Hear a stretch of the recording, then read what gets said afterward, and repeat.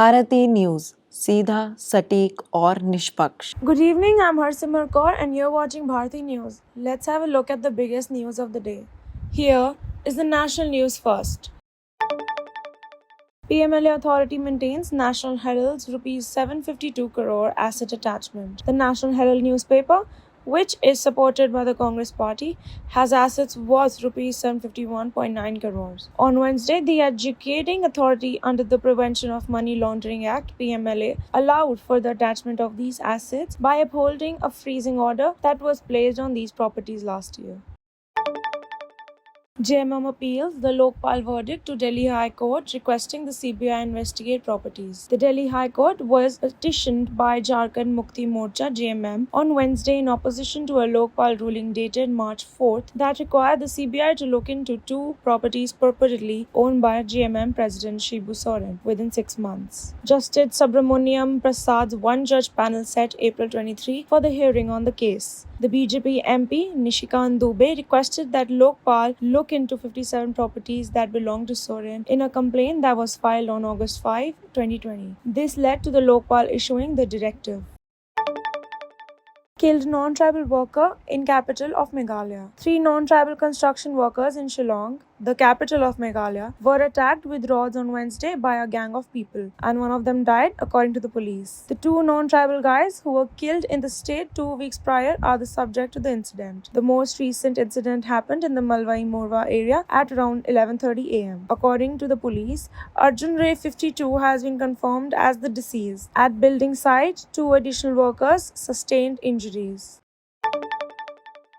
Mallikarjun Kharge writes to the President Murmu against privatization of Sainik schools. Congress President Mallikarjun Kharge on Wednesday wrote to the President Draupadi Murmu against the centre's move to privatize Sainik schools and demanded a complete roadblock of the policy and the annulment of MOUs signed in the regard. Kharge said there are 33 Sainik schools in the country and they were fully government-funded institutions operated under the aegis of Sainik School Society (SSS), an autonomous body under the Ministry of Defence. In West Tripura parliamentary constituency, home voting for veterans and disabled persons began amid heavy security. On Wednesday, the Election Commission launched its home voting campaign for 2019 Lok Sabha elections and the Ramnagar Assembly by poll using the postal ballot system for old voters and people with disabilities (PWD). Voting for the 2 Lok Sabha seats in Tripura will take place on April 19 in West Tripura parliamentary constituency and April 26 in the East Tripura constituency. Now let's have a look at the international news. Shooters opened fire on a crowd in a DC neighborhood, killing 1 and wounding 5. The shooting happened just after 6 p.m. in the Crowder-Langston neighborhood of Washington. Metropolitan Police Department Chief Pamela Smith said investigators believe the suspect began shooting in a crowd of people and street. Multiple people were shot.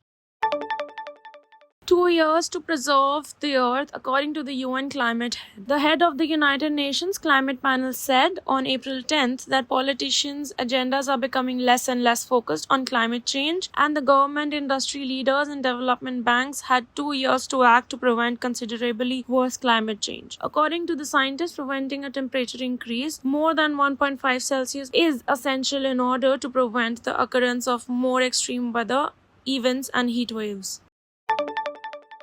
Prior to Eid al-Fitr, Pakistan sends about 1 lakh police and parliamentary forces. Ahead of the huge Eid al-Fitr celebration, Pakistani authorities have stationed more than 1 lakh police and parliamentary forces at mosques and marketplaces throughout the nation, officials announced on Tuesday. While Eid assaults are uncommon in Pakistan, authorities claimed intelligence services warned the Interior Ministry that militants would exploit the occasion to target people, military and government structure, and people housing compounds.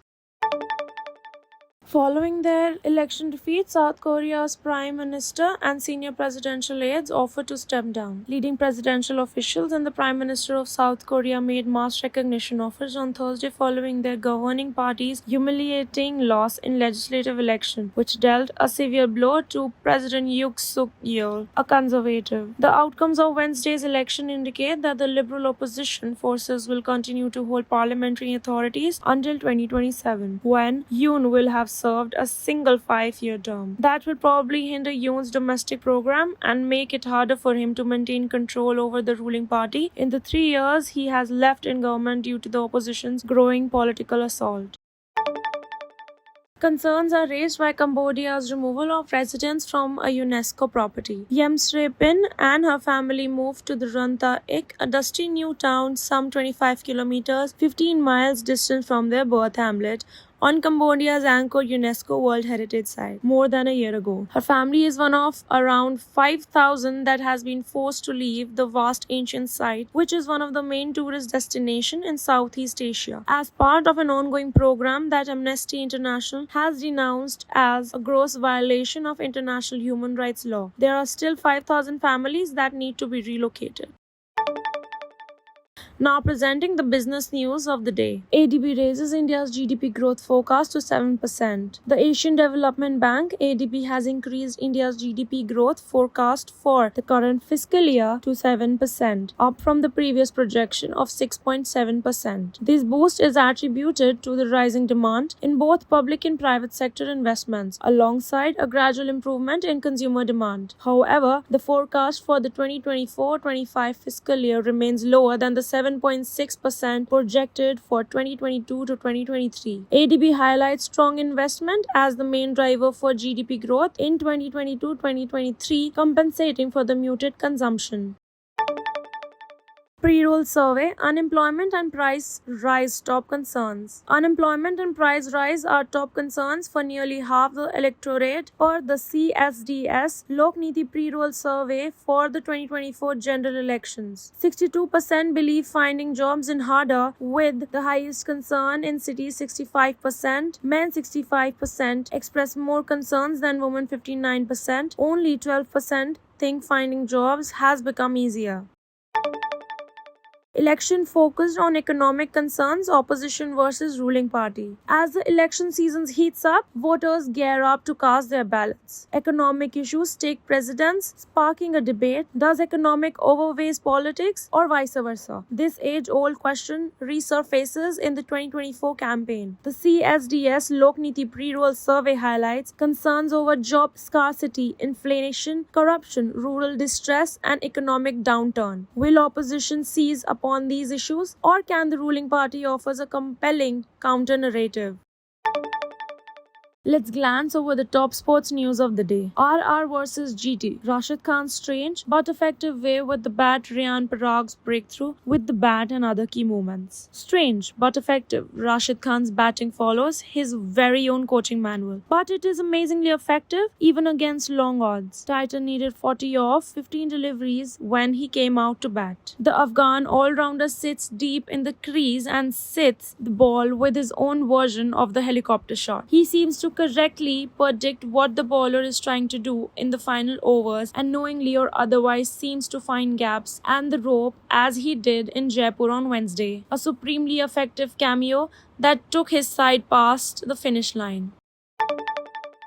Candidates Chess 2024 Gukesh top standings with Gujarati and Pragnananda win round 6 results standing and pairing. Candidates Chess 2024 17-year-old Indian prodigy D Gukesh is on the top of the standing in the open section at the Candidates Chess tournament after 6 rounds, sharing the top spots with Ian Nepomniachtchi. Gukesh drew his game against world number 1 Hikaru Nakamura on Wednesday, as did Nepomniachtchi. The other two Indian in the open category registered victories in round 6, with Vidit Gujarati defeating Ali Reza Firoza and Pragnananda beating Nijut Abbasov. The two women from India, however, experienced defeats, with Hampi Kaneru losing to Leiting Xie and Vaishali Ramesh Babu losing to Katerina Lagno. Badminton. How HS Pranoy pulled off a gutsy win against China Lu Guangzhou in a late marathon at Asia Sea Ships. Things didn't go India's way for the most part at the Badminton's Asia Championship in Ningbo on Wednesday. There was heartbreak in men's double, largely predictable results elsewhere with a tinge of what if, and disappointment in women's doubles, but the country's top-ranked single stars pulled off hard-fought wins to make the day palatable. Both PV Sindhu Sindhu and HS Pranoy were pushed the distance but came from a game down to advance. Sindhu defeated Malaysia's Goh Chin Wei 18-21, 21-14, 21-19 in 64 minutes. That was all for the day. For future news and updates, subscribe to Bharati News. Thank you for watching.